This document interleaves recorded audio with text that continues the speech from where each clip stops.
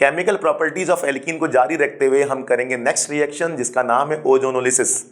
ये देखिए आपके सामने रिएक्शन है ओजोनोलिसिस। ओजोनोलिसिस में क्या होता है कि एल्कीन ओजोन के साथ रिएक्ट करता है। ओजोन का फॉर्मूला आप जानते हैं O3 होता है।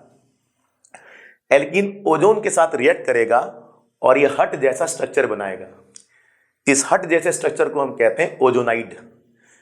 जब ये ओजोनाइड जिंक एंड वाटर के साथ रिएक्ट करता है तो बनता है एल्डिहाइड या फिर कीटोन। इसी रिएक्शन को बच्चों हम कहते हैं ओजोनोलिसिस। देखिए आपके सामने शॉर्ट नोट लिखा है, alkene plus ozone zinc and water बनेगा एल्डिहाइड या फिर बनेगा कीटोन। चलिए हम एग्जांपल देंगे तो ज्यादा समझ आएगा। पहला एग्जांपल आपका इथीन, दूसरा एग्जांपल है ब्यूटुईन।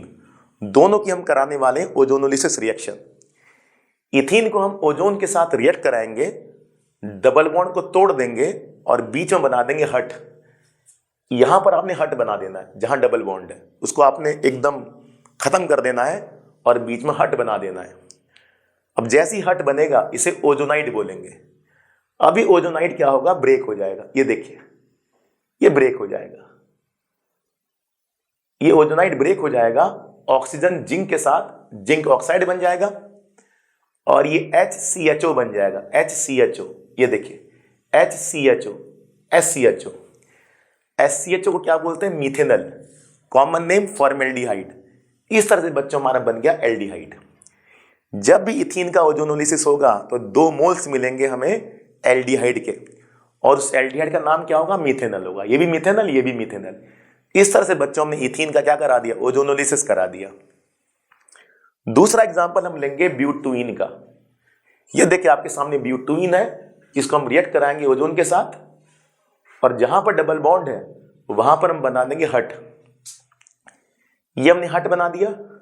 अब इस हट को हम ब्रेक कर देंगे। ये देखिए ब्रेक करा, क्या बना, CH3CHO। यहां से ब्रेक किया, बना CH3CHO और ये जो ऑक्सीजन है जिंक के साथ बाहर निकल जाएगा, जिंक ऑक्साइड। इस तरह से बच्चों फिर से हमें मिल गया एल्डिहाइड और अब की बार जो एल्डिहाइड मिला क्या मिला, इथेनल।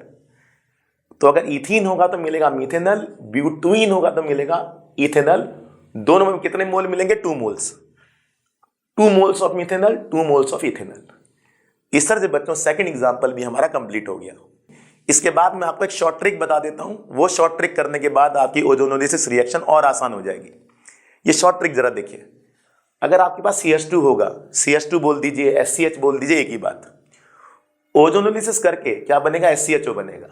हमेशा जब भी आपका CH2 डबल बॉन्ड होगा तो ओजोनोलिसिस करके SCHO बनेगा। अगर आपके पास CH डबल बॉन्ड होगा, ओजोनोलिसिस करके CHO बनेगा। अगर आपके पास C डबल बॉन्ड होगा, ओजोनोलिसिस करके CO बन जाएगा। इस तरह से बच्चों आपके सामने शॉर्ट ट्रिक है। अब इसको अप्लाई करेंगे। ये देखिए यहां पर CH है और डबल बॉन्ड है, चेन को ब्रेक कर देंगे, डबल बॉन्ड की तरफ से ब्रेक कर देंगे। CH क्या बन जाएगा, CHO और साथ में कौन है उसके, CH3, तो बन जाएगा CH3CHO। इधर CH2 है, ये क्या बनाएगा, SCHO। CH2 बनाएगा SCHO, CH बनाएगा CHO। बड़ा सिंपल हो गया। अब इसे देखिए जरा, ये CH है, ये बनाएगा CHO, साथ में CH3CHO। ये आपके पास C डबल बॉन्ड है, C डबल बॉन्ड क्या बनेगा, CO। देखिए CO बना दिया। दोनों तरफ बॉन्ड लगेंगे, एक तरफ CH3, दूसरी तरफ भी CH3, CH3CO CH3। इसका नाम इथेनल, इसका नाम मीथेनल, इसका नाम इथेनल, इसका नाम प्रोपेनॉन। प्रोपेनॉन मतलब कीटोन। इस तरह से बच्चों कीटोन भी फॉर्म हो गया, एल्डिहाइड भी फॉर्म हो गया। ये है बच्चों आपकी ओजोनोलिसिस। एक और एग्जांपल देखिए। यहां पर आपके पास C डबल बॉन्ड है, C डबल बॉन्ड क्या बनेगा, CO। ये देखिए CO बन गया। यहां भी C डबल बॉन्ड है, ये भी क्या बनाएगा, CO। बहुत सिंपल। CO जो बनेगा उसके दोनों तरफ CH3 होंगे, ये CO बनाएगा उसके दोनों तरफ CH3 होंगे। दोनों को क्या बोलेंगे, प्रोपेनॉन, कॉमन नेम एसीटोन। क्या बन जाएगा, कीटोन बन जाएगा। तो जब भी एल्कीन का ओजोनोलिसिस होगा जिंक एंड वाटर के साथ, एल्डिहाइड बनेगा, कीटोन बनेगा। कहां पर एल्डिहाइड बनेगा मैंने बता दिया, कहां कीटोन बनेगा वो भी मैंने बता दिया। जहां भी C डबल बॉन्ड होगा वो कीटोन बना देगा और जहां भी CH2 या CH होगा वो एल्डिहाइड बनाएगा। CH2 होगा तो हमेशा मीथेनल बनाएगा, मीथेनल मतलब फॉर्मेल्डिहाइड। CH डबल बॉन्ड होगा तो आगे के एल्डिहाइड बनेंगे, इथेनल, प्रोपेनल, ब्यूटेनल। जैसे देखिए ये इथेनल बन गया, यहाँ पर CH डबल बॉन्ड था, CH डबल बॉन्ड CHO बनेगा, यहाँ पर CHO कौन है, इथेनल है। अब देखिए एक बड़ा इंपॉर्टेंट क्वेश्चन पूछा जाता है, लेकिन इससे पहले हम एक और एग्जांपल कर लेते हैं तो ज्यादा समझ आएगा। ये देखिए CH double bond, CH double bond है CHO, CHO बन गया, और CH2 क्या बनाएगा, SCHO, ये SCHO बन गया। CH डबल बॉन्ड CHO बनाएगा, साथ में बेंजीन की रिंग है, ये बन गया आपका। ये बेंजीन की रिंग लगा देंगे जहां भी CHO बनेगा, CH बनेगा CHO, साथ में बेंजीन की रिंग है, और ये बनेगा CH2, तो CH2 बनेगा SCHO। इस कंपाउंड का नाम है बच्चों बेंजेल्डिहाइड, इसका नाम है methanal, benzaldehyde, benzaldehyde, aromatic aldehyde. अब इंपॉर्टेंट क्वेश्चन करने की बारी आ गई। अब इसमें क्वेश्चन रिवर्स पूछा जाता है। रिवर्स का मतलब हमें अब एक कीटोन दे रखा है, एक एल्डिहाइड दे रखा है, इसका नाम पेंटेन 2 ऑन है। Most important question, pentane 2 on, और ये आपका है प्रोपेनल। हमें बताया कि हमारे पास एक पेंटेन 2 ऑन है, एक प्रोपेनल है। हमसे पूछा है कि ओजोनोलिसिस करके बने हैं, ये दोनों ओजोनोलिसिस करके बने हैं, किस एल्कीन से बने हैं ये हमें बताना है। हमें बताना है कौन सा एल्कीन होगा जो ओजोनोलिसिस करके इन दोनों कंपाउंड को फॉर्म करेगा, पेंटेन 2 ऑन, प्रोपेनल। देखिए कितना आसान है, आपने करना कुछ नहीं है। देखिए आपने ये करना है कि इसको पकड़ लेना है, CO को पकड़ लेना है। जैसे यहां पर CO बन रहा है, उसको पकड़ लो, और यहां पर हम CHO को पकड़ लेंगे। ये देखिए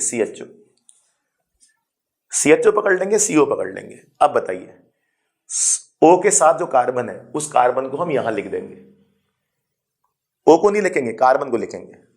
O के साथ जो कार्बन है वो हमने यहां लिख दिया, O के साथ जो भी है CH उसको हम यहां लिख देंगे। कितना सिंपल है, देखिए O के साथ कार्बन को हमने यहां लिख दिया, O के साथ CH को हमने यहां लिख दिया, और बीच में हमारे पास है डबल बॉन्ड, बीच में डबल बॉन्ड लगा देंगे।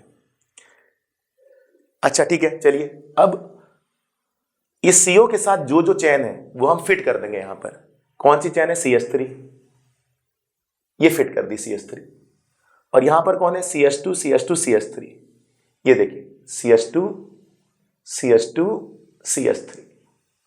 अब CH के साथ कौन है, CH2 CH3, ये हमने फिट कर दिया। देखिए ये आपका वो एल्कीन है जो हमें क्या देगा, पेंटेन 2 ऑन, प्रोपेनल, ओजोनोलिसिस करने के बाद।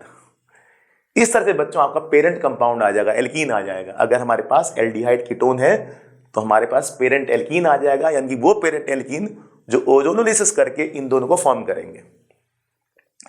इस कंपाउंड का नाम है बच्चों 4-मिथाइल हेप्ट 3ईन, 4-मिथाइल हेप्ट 3ईन। यहां से देख लीजिए आप, 1 2 3 4 5 6 7, 1 2 3 4 5 6 7, 1 2 3 के बाद डबल बॉन्ड है, तो हेप्ट 3ईन हो गया, 7 कार्बन हेप्ट 3ईन, और 4 के बाद आपका मिथाइल है, 4-मिथाइल हेप्ट 3ईन। नेमिंग तो आपको आती होगी, मेन है स्ट्रक्चर।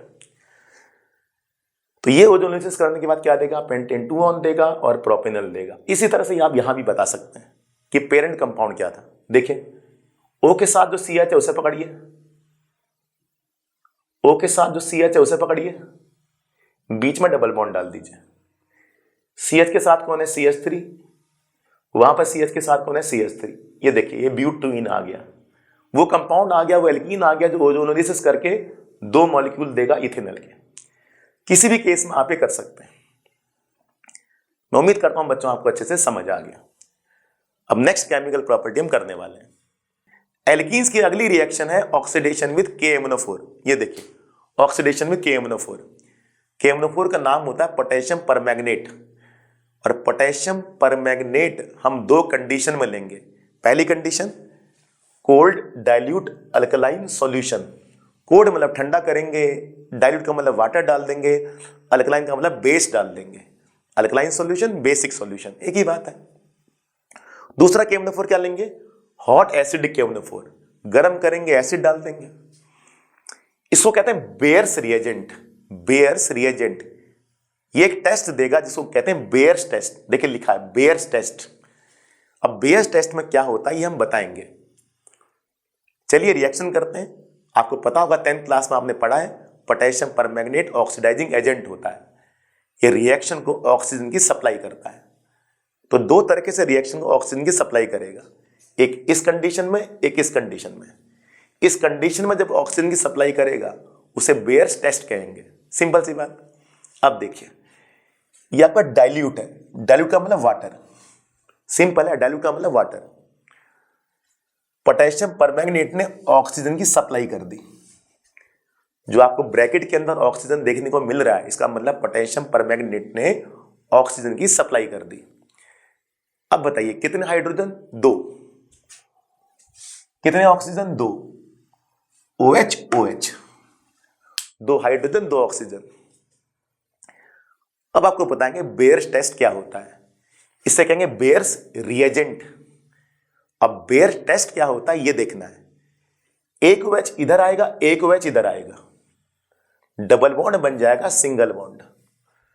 जैसी डबल बॉन्ड सिंगल बॉन्ड बन जाएगा पोटेशियम परमैंगनेट का पिंक कलर डिकलराइज हो जाएगा। पोटेशियम परमैंगनेट का पिंक कलर डिकलराइज हो जाने को बेयर्स टेस्ट कहा जाता है।